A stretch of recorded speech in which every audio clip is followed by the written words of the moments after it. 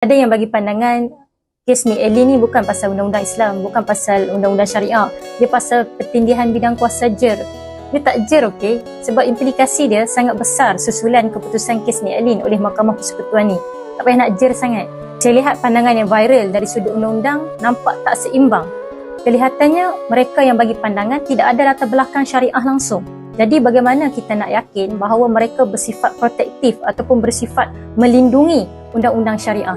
Sebagai seorang peguam sivil dan juga peguam syar'i, dan saya juga mengendalikan kes-kes jenayah, saya rasa terpanggil untuk bagi pandangan. Pandangan saya dari kacamata yang nak melihat kedua-dua mahkamah sivil dan mahkamah syariah saling melengkapi, saling bantu-membantu dalam menegakkan undang-undang untuk kesejahteraan rakyat seluruhnya. Bukannya saling menganggap masing-masing tak relevan ataupun saling menidakkan kepentingan masing-masing.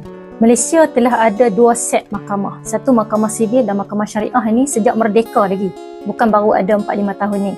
Dan enactment jenayah syariah yang ada kesalahan-kesalahan yang turut disebut dalam kanun kesiasaan bukan hanya Kelantan.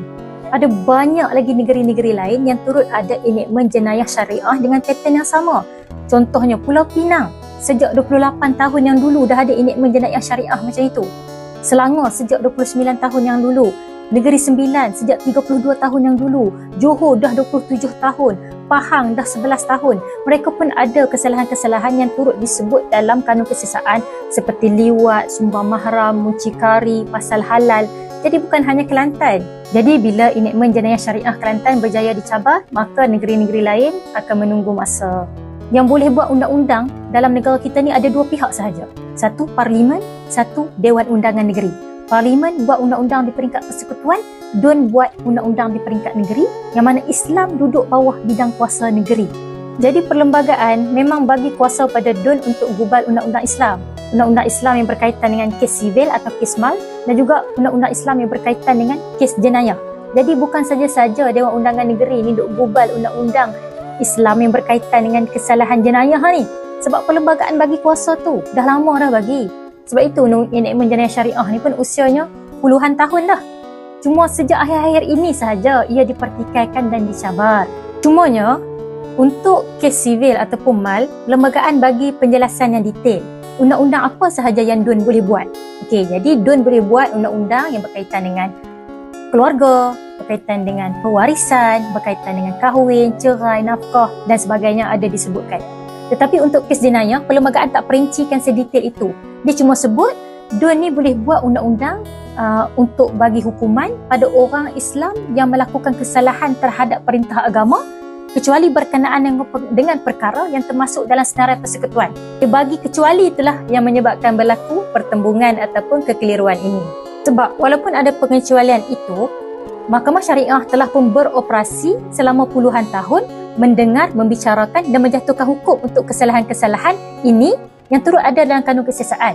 Namun sepanjang tempoh ini ia tak dipertikaikan. Ia boleh berjalan seperti biasa. Dah ada Mahkamah Syariah jatuh hukum untuk orang yang melakukan sumbah mahram, kes liwat dan sebagainya.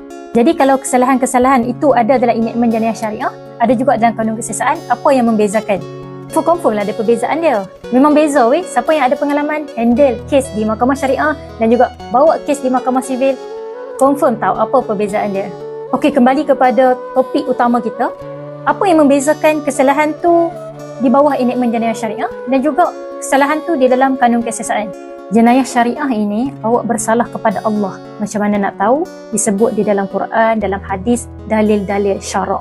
Tetapi jenayah pula awak bersalah kepada negara ataupun kepada undang-undang yang digubal oleh negara itu. Macam mana nak tahu? Adalah yang disebut dalam kanun kesiasaan tu.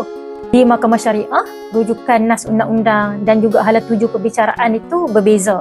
Sebab di Mahkamah Syariah, hakim-hakim dan peguam-peguam akan merujuk kepada Quran, kepada hadis, ijma' qiyas, nas syarak. Tetapi kalau di Mahkamah Sivil, semestinya tak boleh guna Quran, tak boleh guna hadis dalam perhujahan.